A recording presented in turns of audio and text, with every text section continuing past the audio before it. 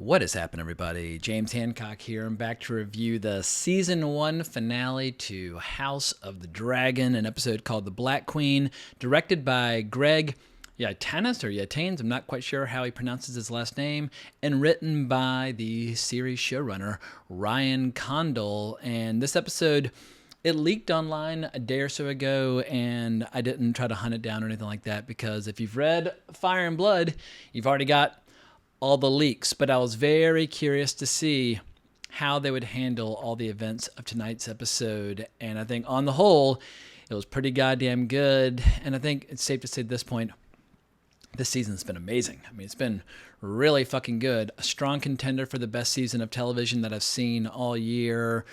Close rival would be Better Call Saul, but I'm a fantasy junkie, and so this show definitely is very much in line with my tastes and preferences. And while diehard fans of the text are going to endlessly debate what the show got right, what it got wrong, what they were surprised by, what contributions they were in favor of, but I think on the whole, this remains basically as good as it gets when it comes to taking a really cool fantasy book and turning it into a really cool show. And I know a lot of people have been debating the end of episode 9, and I kind of felt like the end of episode 9, that with that scene with Rhaenys bursting through the floor, it reminded me of how Game of Thrones went so off the rails in its latter seasons. Those latter seasons of Game of Thrones were all about sizzle, but had very little substance, and I feel like that was why a lot of people were pushing back on that scene with Rhaenys. But this episode did have a nice little exchange between Rhaenys and Rhaenyra, which kind of helps justify why she chose not to destroy all the Greens then and there. But before I go any further, I should say that if you've not yet seen the episode, what are you doing watching a review for the season finale? Go watch it. It's very entertaining, and it's going to be a long, slow waiting for season 2. I think they start shooting in March, and I don't know how quickly they're able to edit the show, but it wouldn't surprise me if it's going to take about a year and a half before we see another season. But obviously, fingers crossed, I'm hoping for fall of 2023. But finally, we got some legit bloodshed this episode. The gloves are off. Blood has been shed between these two rival families, or these two factions within this family. And there's no fucking turning back. And what amazes me is that they were able to have the patience with this season to have the entire season just be the prelude, everything leading up to the Dance of the Dragons, because all the really crazy, evil, dark, just backstabbing shit that characterizes that war, it's all still in front of us. So if you like this season, well, while you're waiting for the next season, read the book, but all I'll say is that we have so much good stuff to look forward to. At any rate, I'm going to be very tongue-tied as I try to vomit out my praise on this show during this video, because there's just so much I want to get to. So let's just take it all one step at a time before I make a complete spectacle of myself. So the episode begins with a very tender scene between Lucerys and Rhaenyra, as he describes how he's very reluctant to inherit Driftmark because he gets seasick. He's a dragon rider, but as we come to realize by the end of the episode, that's their last big bonding scene between mother and son, and so it made the scene all the more poignant knowing what was coming. But their bonding session is interrupted by Rhaenys, who arrives on Dragonback with news of how Aegon has been crowned, and Rhaenyra immediately starts feeling contractions, and her baby's not due for a good long while. And this is taken directly from the book, where she starts feeling just agonizing pain just from the stress of the betrayal of the Hightowers, as well as the other members of the Targaryen family. And while she was going through this horrible miscarriage, the show introduced a few curveballs that were specific to the show, not from the book, like whether or not the Sea Snake would be loyal to her cause or to Aegon II's now that his fever is finally broken. And so we hear that he's sailing, but we're not quite sure who he's going to be loyal to. In the book, it was never in question. He was always going to be loyal to his grandsons, who he wants to see on the Iron Throne at some point. And throughout most of this episode, we see that Rhaenyra is trying to show some sense of restraint. She doesn't want to be the queen over a realm of fire and ash and ruin. And that sense of restraint is also for the show specifically, not from the book, because in the book, she's just so goddamn pissed off. She's ready just to unleash hell, but she's physically kind of compromised from the miscarriage, and she's kind of bedridden for a while. But because she's so worried about the future of the realm and A Song of Ice and Fire, she is trying to make sure that the realm will remain united, at least for the time being, which leads to my least favorite scene later in the episode when Daemon's choking her over her restraint and she realizes he was never told about A Song of Ice and Fire. But just to say for like the 100th time, the idea of A Song of Ice and Fire never comes up once in the entire book of Fire and Blood. It's just a history book about succession and which rulers were good and which rulers were bad. I continue to be annoyed by the injection of these debates about A Song of Ice and Fire into the show, but once again, there's so much about the show that I love, I can overlook this one major flaw in my eyes. But getting back to the miscarriage, we see Rhaenyra just in absolute agony, just screaming at the baby, "Get out!" And those lines come directly from the book, where she's almost just kind of berating the child, just trying to get it out of her body. And it's a pretty horrible, just terrifying scene as the baby comes out. But the show actually tapped the brakes a little bit, because in the book, the baby comes out with a giant hole where its heart was supposed to be and a little dragon tail. I couldn't tell if the baby was deformed or not. I mean, when a baby's born, it looks a little funky, even under the best of circumstances, so I couldn't quite make it out, but I'll have to go back and watch the episode again and see if there are any perceived deformities in the child. But the child is stillborn, and they have a funeral. And a funeral is one of those scenes that absolutely gave me chills, where we see Eric Cargill, the twin brother of Eric Cargill. I don't know the spelling of this Eric. One spells it with an E, one spells it with an A, but Eric Cargill arrives with Viserys' crown, and as he swears his Kingsguard oath all over again for her, and everybody bends the knee, including Daemon, I just thought that was absolutely magical stuff. I could just feel chills going down my arms during that entire sequence. And obviously that scene with Eric swearing new oaths, it was a little more sincere than the other two Kingsguard, who were basically told they were going to be fed to a dragon if they didn't swear a new oath of loyalty to Rhaenyra. And then we got an interesting scene over that giant map of Westeros, which was beautifully lit by candles underneath. I thought that was absolutely stunning. And also because TV is a totally different medium from fiction, it's always a good idea when they can inject these interesting visual flourishes, something that you cannot see in the context of a book. And then we got this interesting scene, which is kind of like a twisted mirror image to the scene with the small council in episode 9, where we saw the Greens kind of getting all their ducks in a row. And it's a little bit more disorganized here, where you can tell that Rhaenyra is kind of trying to tap the brakes, while Daemon and all the other fellows around him are like, "Let's fucking do this." As originally written, this meeting between the Sea Snake and Rhaenyra and Daemon, they were much more unified in their sense of purpose and what their goals were. But I get that for the sake of a dramatic show and expanding it to an episode of television, they needed to show some conflict, some disagreement, but eventually it all arrives at the exact same point. But as Daemon describes, as an army of conquest, their forces leave a lot to be desired. So it's time to rally their allies. And everybody knows that the Hightowers and the Lannisters are going to be completely behind Aegon II. But the big X factor will be the three kingdoms of the North, the Eyrie, and the Stormlands, specifically Storm's End. Because while their side has a massive numerical advantage in terms of dragons, they're going to need an army if they ever plan on being able to surround King's Landing, etc. and so forth.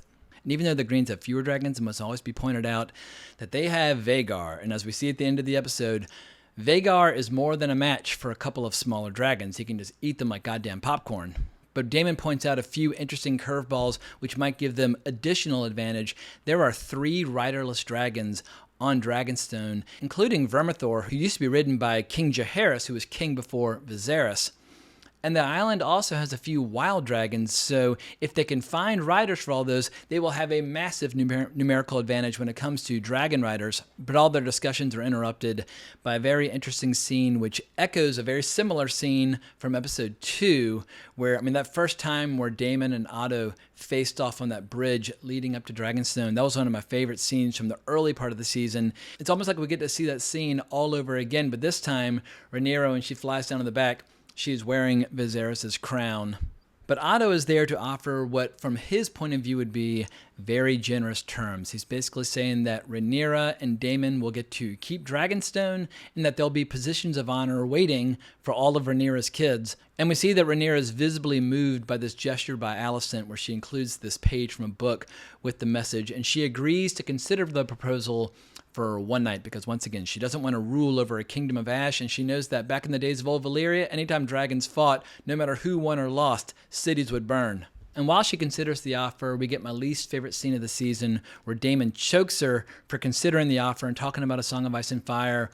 Never at any point in the book did Daemon lay a hand on Rhaenyra in anger, and I just don't like such a dramatic twist on his character, which a lot of audience members are going to see that and they're going to turn against Daemon or be outraged or whatever the case might be. And I feel like it's inconsistent with his character to behave in that way, or at least his character as I understand him, which brings up this whole idea of like official canon or head canon. For me, official canon will always be whatever came first, in this case, the book Fire and Blood. But one of the more moving scenes of this episode is when the Sea Snake offers full support to Rhaenyra and says that the Hightower treachery cannot stand, and he gives her the good news that the Stepstones have been completely garrisoned. So with the help of his fleet, as well as Rhaenys on her dragon, they can completely choke off King's Landing and control the narrow sea, meaning that whatever support and help King's Landing wants moving forward, it will have to come by land. So that gives them a massive strategic advantage in this upcoming struggle. But the Sea Snake reminds her that the oaths sworn by the Eyrie, the North, and the Stormlands are very old, and they need to be reminded of those oaths. And that's when Jace has the idea that dragon riders should fly to all three of those kingdoms because dragons are much faster than ravens. Plus Boros Baratheon, who rules the Stormlands down in Storm's End, he's a very proud man, and his ego will be massaged by the arrival of a dragon as well as a prince of the realm. And so Rhaenyra agrees to this plan, provided that Jace and Luke go as messengers and not as warriors. And probably the most visually striking scene this episode is when Daemon decides to kind of amplify their ranks in terms of dragons by paying a visit to this pit where I'm presuming that he's paying a visit to Vermithor. Vermithor is a very old, very powerful dragon, like I said, but he didn't, if he said its name in that scene, I'm not entirely sure. But the way the dragon was breathing fire on the roof of that cave where it was kind of, or that lair, wherever it was, it reminded me of like a great scene out of a movie like Dragon Slayer from 1981. Very cool atmospheric scene. And obviously, as we've seen time and time again, Daemon is very good when it comes to manipulating the behavior of these dragons. But his big plan is that he wants to fly to Harrenhal in the Riverlands because the Riverlands are a terrain where their loyalty will be very much in doubt because they're right in the middle of Westeros. They're going to be influenced on all sides, and by establishing a foothold in Harrenhal, that will give Daemon and their side a massive strategic advantage moving forward. But Daemon has not flown to Harrenhal quite yet. Like I said before, there's plenty of good stuff coming in subsequent seasons. It's almost embarrassing how many amazing scenes are in store for us. And as George R.R. Martin publicly stated recently, he thinks they can squeeze 4 seasons out of the struggle, and I completely agree. And then we finally got the scene that everybody's going to be talking about for a good long while, where Lucerys flies down to Storm's End to pay a visit to Boros Baratheon. And I like how they made Boros Baratheon resemble Robert Baratheon from season 1 of Game of Thrones. Those genetic traits are very strong. And we see as Lucerys is flying in that there's a storm brewing on the horizon, and he's riding his tiny little dragon, Arax. Arax is a very young dragon. And then we got this beautiful scene where as Lucerys is walking into Storm's End, we see Vhagar raising up his head, and Vhagar is like as big as a goddamn castle. But for people who don't know, dragons in this fictional setting, they keep growing and growing. When they stop growing, that's when you know they're getting close to death. So yeah, Vhagar's been around for a very long time, and at this time it's the largest dragon that is alive. But much to Luke's dismay, when he arrives, he sees that Aemond has beaten him to the punch, and not only has he come basically on the exact same mission in terms of recruiting Boros Baratheon, but he actually came with an offer of marriage. He's agreed to marry one of the 4 daughters of Boros Baratheon. And then we get a great line that comes straight from the book, where Boros basically tells Lucerys, "I'm not some dog that your mother can just whistle for," and he's kind of annoyed by being reminded of his oath of loyalty like 20 years ago. So not only does Rhaenyra's offer get refused, but Aemond steps forward, shows off the jewel that he's now got in his eye socket, and tells Lucerys that if he wants to leave, he's going to have to put out one of his own eyes. And he's like, "Look, you only have to put out one. I would not blind you." And most of the scene unfolds exactly like it was written in the book, in terms of Boros telling Aemond and Lucerys that he doesn't want any bloodshed under his roof. But in the book, they added one additional twist where Boros has 4 daughters, one of which was very jealous that she was not chosen by Aemond. So she starts provoking him and saying, "Oh, I thought you were only missing an eye. I didn't realize you were also missing your balls," and things like that.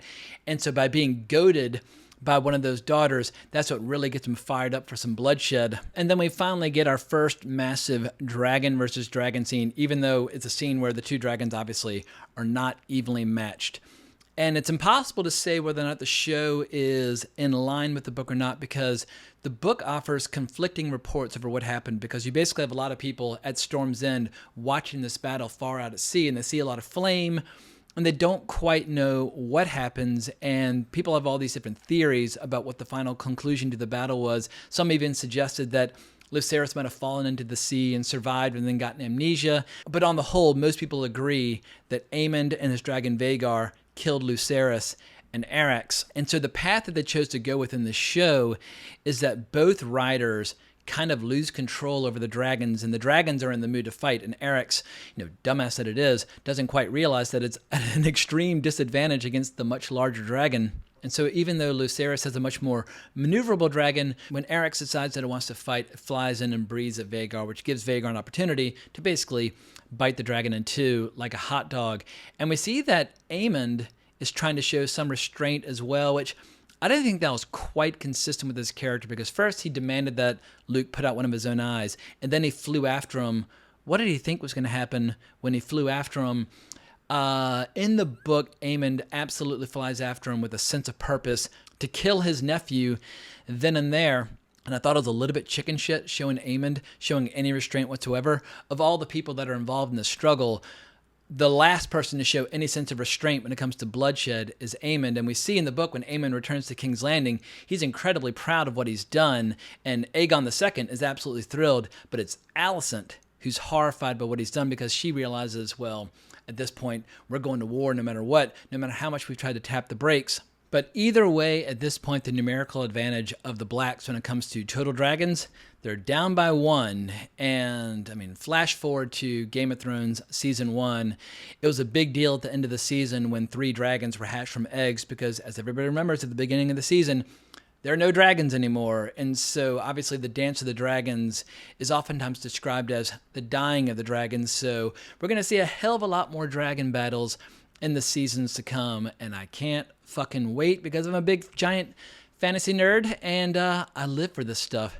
And finally, we see in the very last shot of the episode, Rhaenyra turning to camera, and she's beside herself with grief over the loss of her son. But you can also read into that expression just the rage of losing a child, especially losing a child to fucking Aemond. And so my hope is that the first episode of the next season will show how Daemon responds, because Daemon's not about to let this act of aggression stand. This will not stand, man, as they once famously said in The Big Lebowski. And so there it is. That was an excellent season of television. 10 really strong episodes, sometimes just absolutely classic episodes with great scenes.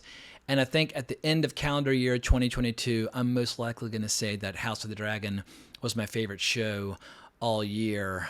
But what I'm really going to miss is this incredible rivalry between HBO Max and Amazon, where we got to see the battle of the two fantasy shows. And Nielsen ratings are always a couple weeks behind. And obviously Nielsen ratings, when it comes to comparing streaming shows, it doesn't include linear programming from cable. A lot of people who watch House of the Dragon just watch it on cable, on HBO. But I saw some news a couple days ago that as of 4 weeks ago, if you just count the minutes in terms of streaming, with just disregarding traditional cable entirely, House of the Dragon has started to be a more popular show than Lord of the Rings, Rings of Power. And they spent a lot less money on House of the Dragon. So I think we can safely say that when it comes to the final product, like the artistic merits or ratings or spending less and getting more bang for your buck, basically in every conceivable way, House of the Dragon has defeated Lord of the Rings, the Rings of Power. And it's a well-deserved victory, because this show rules, and the Lord of the Rings, Rings of Power fucking sucked. Let's not beat around the bush. That show is just absolutely god-awful, created by people who don't give a damn about the Lord of the Rings. And you can tell that no matter what choices are being made with this show, Ryan Condal loves Fire and Blood, loves George R.R. Martin, is trying to make a show that George R.R. Martin would be proud of. But before I go, I have a message from Manscaped, the official sponsor of my podcast, Wrong Reel. This holiday season, I'll be giving thanks to our friends over at Manscaped Everyone loves turkey and stuffing, but you'll be looking like dessert with the help of Manscaped's Performance Package 4.0. The leaders in below-the-waist grooming have blessed you with the ultimate Thanksgiving dinner topic. Tell your in-laws about your new cutting-edge ball trimmer and gift yourself or the man in your life the ultimate men's hygiene bundle. Trim your pumpkins by going to manscaped.com and using the code WRONGREEL in all caps for free shipping and 20% off. Inside, you'll find their Lawnmower 4.0 trimmer, Weed Whacker ear and nose hair trimmer, Crop Preserver ball deodorant, Crop Reviver toner, Performance boxer briefs, and a travel bag to hold your goodies. Think of it as a cornucopia for your balls. So yeah, the holiday season, Thanksgiving and Christmas and New Year's are right around the corner.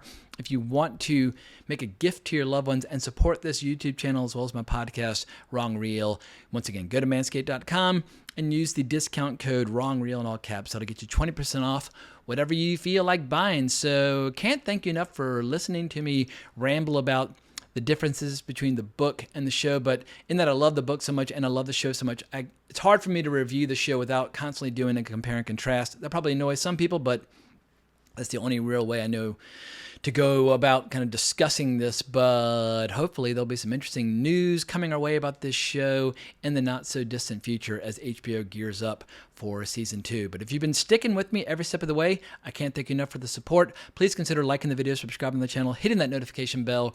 And if you want to talk more about fantasy, hunt me down on Twitter at Geeking Out. But I hope everyone has a great week. But more importantly, as always, onwards and upwards.